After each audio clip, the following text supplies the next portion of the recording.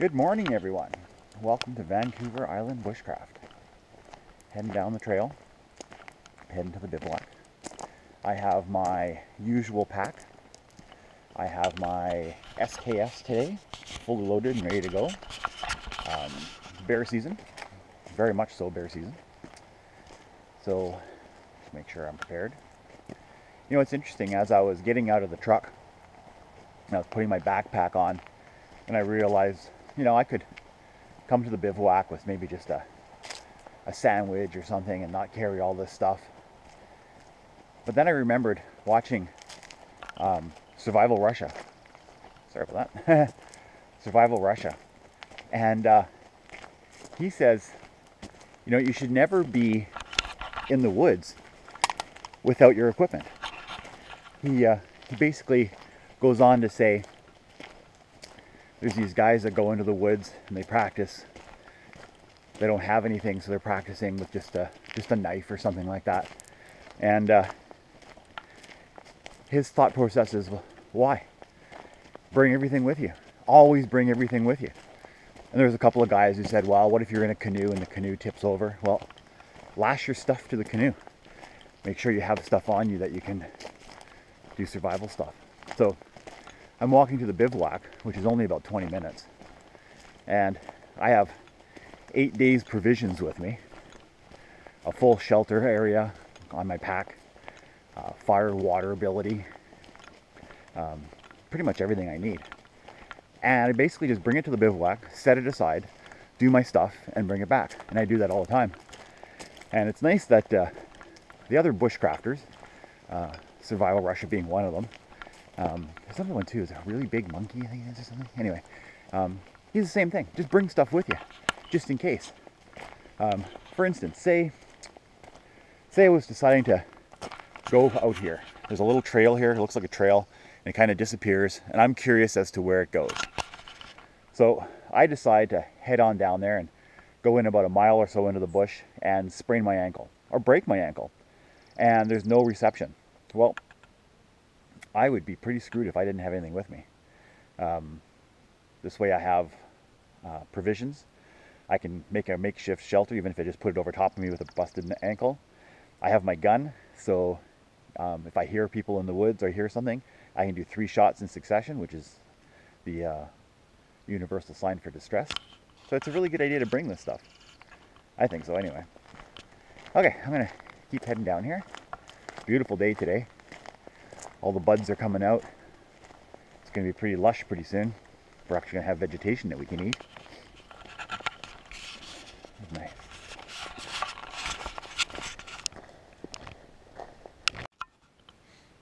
Well guys, I was just about to go off the trail, and just down the trail there, a bear went right across, going in the same direction that I'm going. I actually have my SKS cocked, which I never do, with a round in the chamber. Now the question is, do I still go in that direction or not? I don't see or hear it anymore. It's about maybe 50 yards down. Okay, I'm gonna go anyway. I'm going to put the GoPro away, and so I have both hands on my rifle, and I'll talk to you when I get to the bivouac. Hopefully.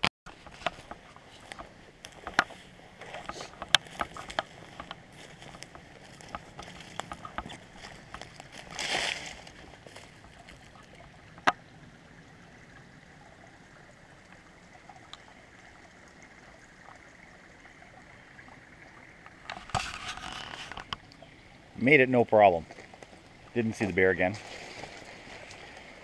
My only concern is I have a nice, tasty, smelly ham sandwich with me. So I'm going to have to make sure I put that up. Bivouac looks like it's in good shape.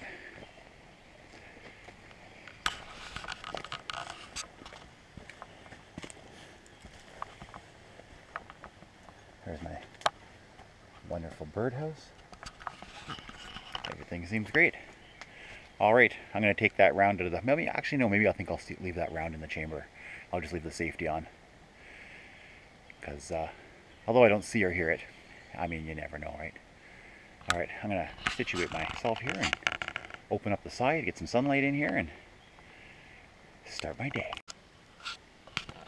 Okay, so I got the Boreal 21 saw. Like I said, I've had this for a while, so I just thought I'd put it through a couple of mollies here and then attach it to the side, and that way nice and easy to remove. Oh yeah, that's right, I gave it a little bit of a safety.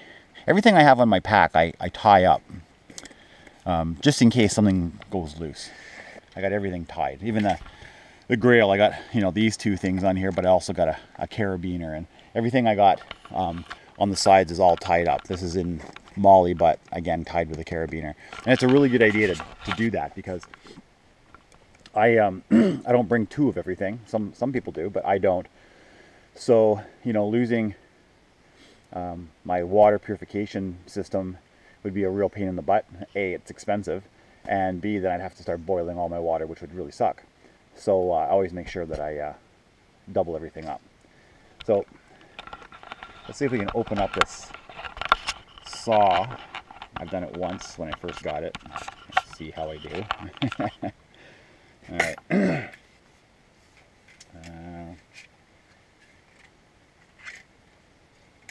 All right, this looks pretty basic. I think this goes like this. Yeah, there we go. These are very aggressive teeth, eh? Look at that. Very aggressive teeth. Very sharp. Nice. Let's see what this thing can do. Let's see, I'll prop you up. Let's see, where will I prop you up?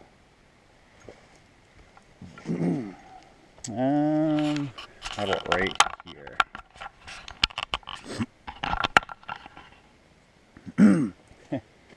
Really good chance that you're going to fall down. But let's see how this thing goes. I really like this cutting on the ladder thing. Really, really handy. It saves from making a tripod or a sawhorse. It works really, really well. Well, let's see how this thing goes.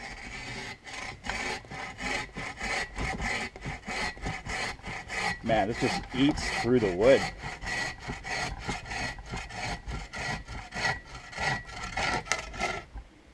Yeah, that just eats through the wood. Wow, what do you guys think? I like it. Don't get me wrong, I love my silky saw, but this is a great option as well.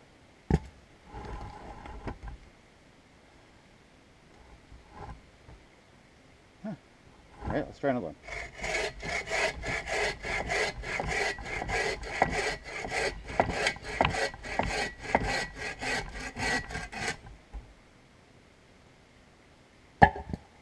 I like it.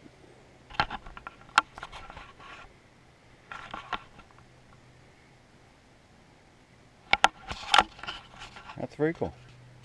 Way different than using a silky saw. Silky saw, of course, is just, you just cut going towards you. This one you cut both ways, so it's a little more getting used to. I'm used to using the silky saws. Very cool. So I'm doing the sawing, and something I noticed, you can't saw straight. And I've tried. Look at that. Look how crooked that is. I'm sawing straight down, but the blade tends to turn as you're doing it with the larger logs and just kind of heads off to the side, and there's nothing you can do about it. How odd is that? Well, chalk one up for the silky saw and one down for Boreal 21. Can't cut a straight line. I'm going to keep trying, but this does not bode well. It's going to be really difficult to cut these when they're on the ground, because they're not going to sit up straight. Of course, fortunately, I have that hole that I made last time. It's not a big deal, but if I didn't, and I was looking to put it on a butcher block or a cutting block, they wouldn't stand up. It's the strangest thing. I'm going to keep trying. Maybe I'm doing it wrong, but I can't cut a straight line. Okay, I'm at a tree, and I'm harvesting some sap. There's like sap all over the place here. I just harvested this, And I'm going to get a whole bunch more. What's really cool is the sap has dripped onto branches like this and solidified all the way up. So I'm going to use this today to start the fire. So I'm going to harvest this and put it in here, and yeah, see if we can get a fire going with us. Now let's see if I can prop you guys up. What are the chances of being able to do that?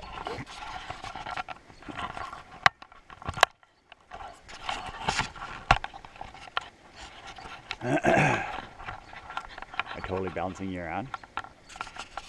All right, there you are. All right.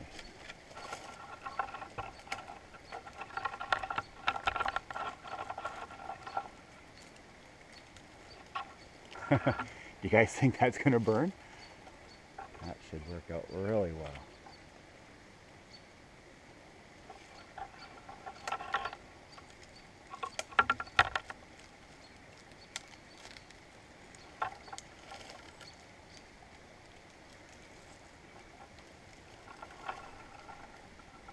Look at that, guys. This is all sap infused dry cedar. Alright, is this cedar? This is a pine, actually.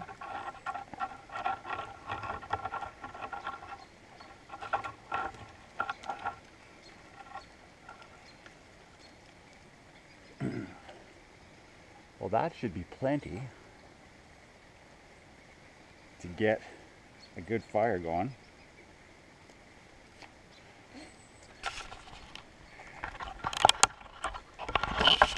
What do you guys think? Not a bad harvest. And check up here. Look at that stuff just dripping off of there.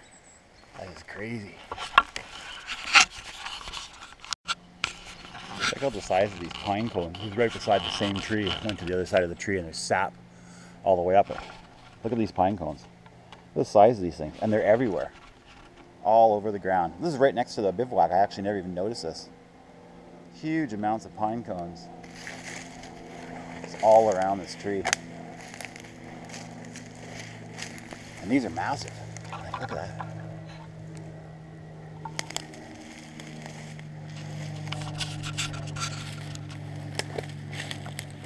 This is the other side of the tree.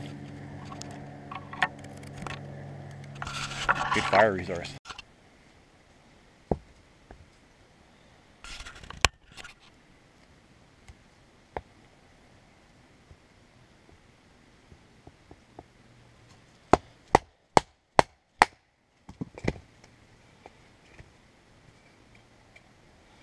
That's wet.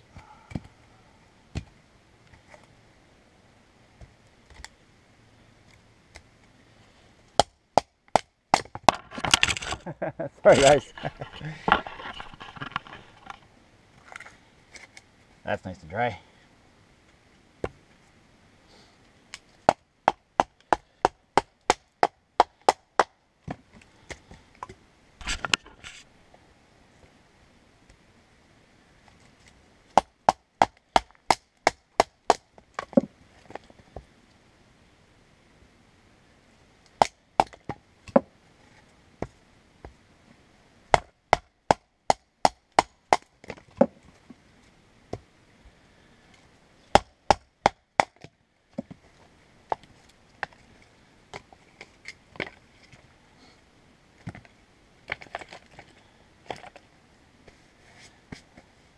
All right, let's grab another one.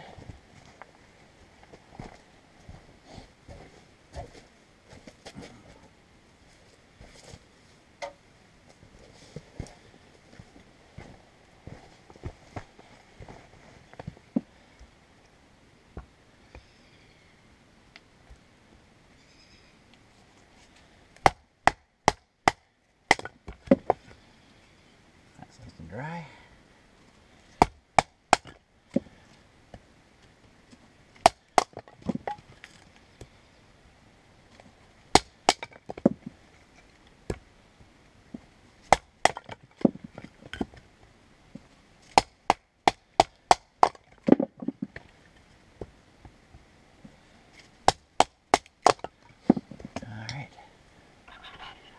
let's start this fire.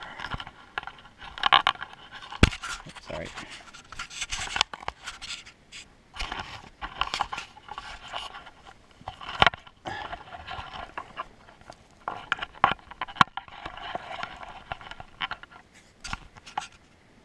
Alright, here's that pine cone. I'm going to chuck it in the fire when I get it going. Alright, so here's all the sap.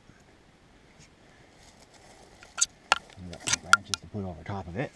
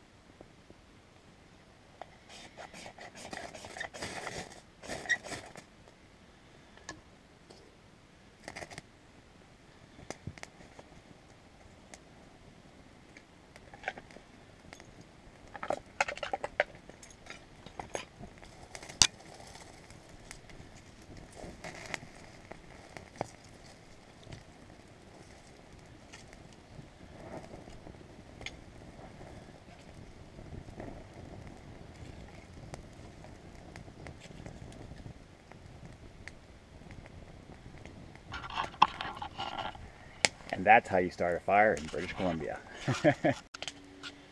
It is coffee time. Got the kettle, got the water, and here's the coffee I spilled out earlier. And here's some more. I'll just put you down.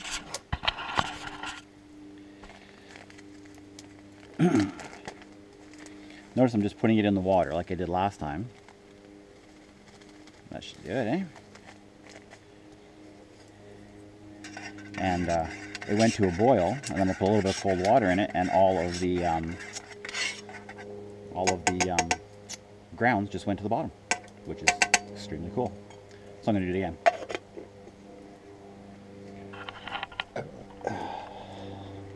Oh, smoke's on that side.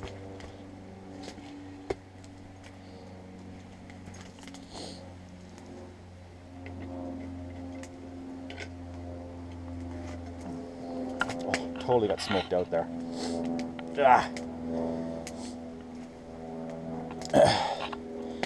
I put on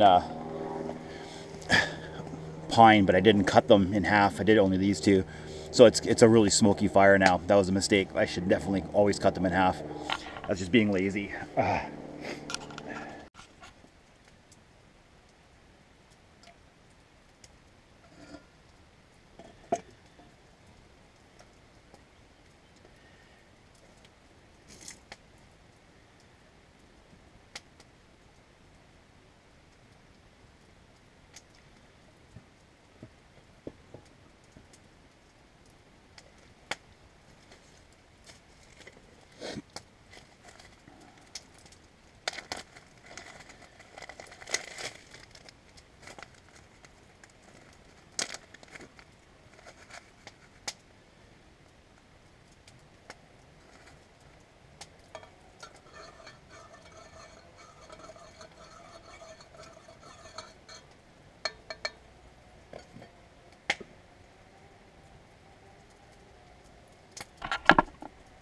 But I am at the Bivouac.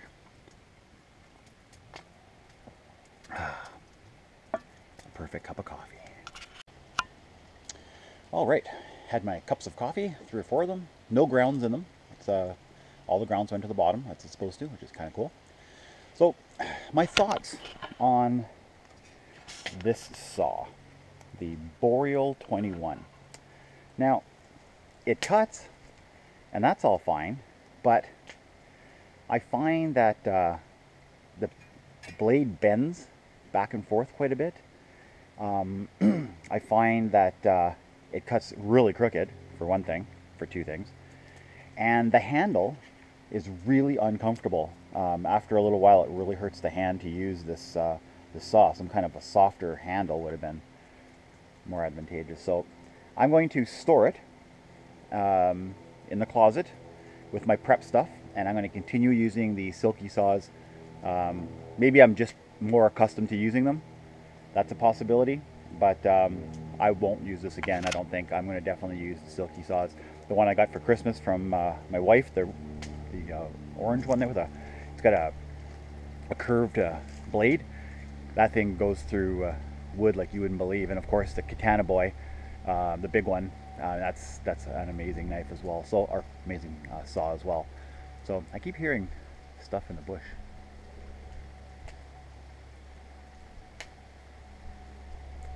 Anywho, so yeah, that's my thoughts on the Boreal 21.